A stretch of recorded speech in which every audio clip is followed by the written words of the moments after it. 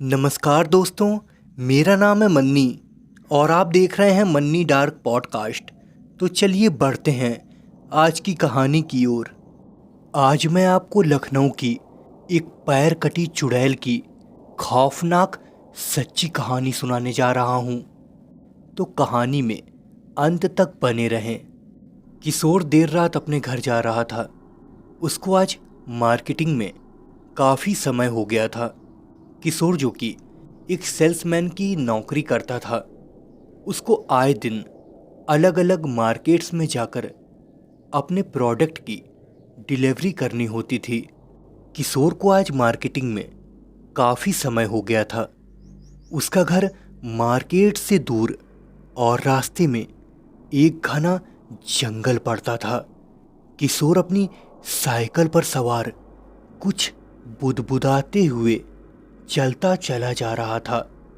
अरे यार, आज काफ़ी समय हो गया है।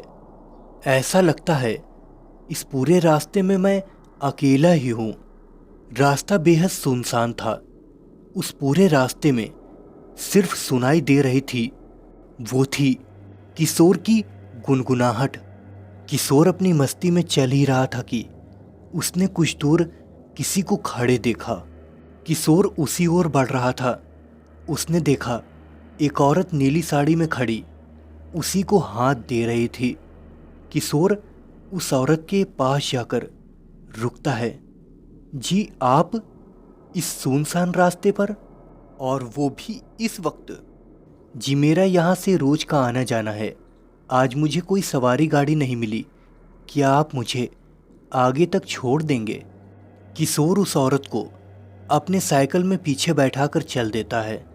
रास्ता रोजाना से आज काफी सुनसान था।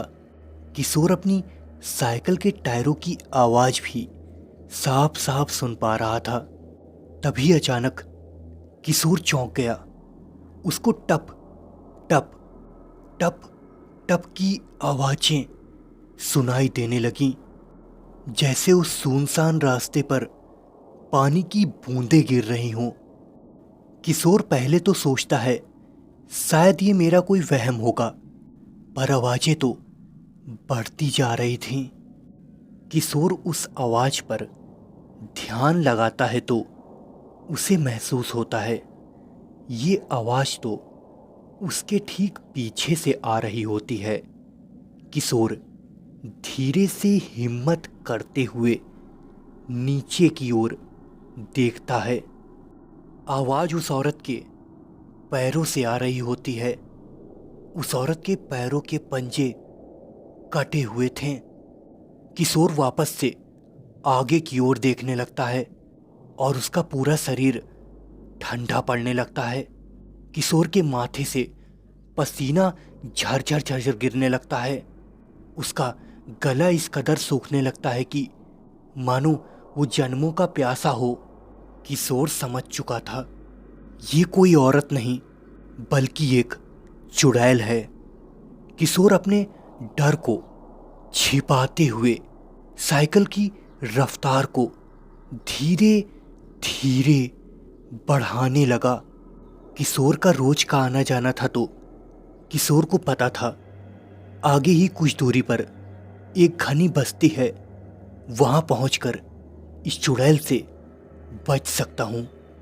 पर किशोर को ऐसा एहसास होता है वो साइकिल की रफ्तार जितनी तेज करने की कोशिश कर रहा है, साइकिल की रफ्तार उतनी ही धीरे होती चली जा रही है और साइकिल लगातार भारी होती जा रही थी।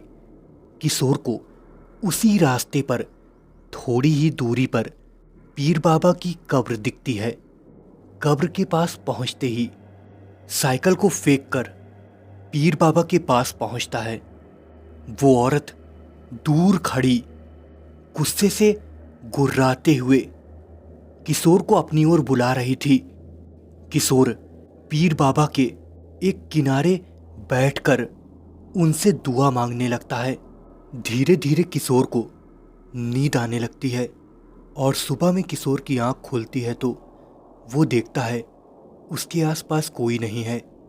वह घर जाता है और सारी बात घर वालों को बताता है। किशोर अगले दिन उसी रास्ते पर वापस जाता है। आसपास के लोगों से पूछने पर उसे पता चलता है काफ़ी सालों पहले एक औरत यहाँ पर एक्सीडेंट होकर मरी थी। तब से वो लिफ्ट मांगते हुए भटक रही है।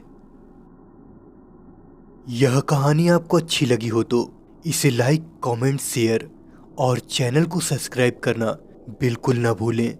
मिलते हैं नई कहानी में, तब तक के लिए नमस्कार।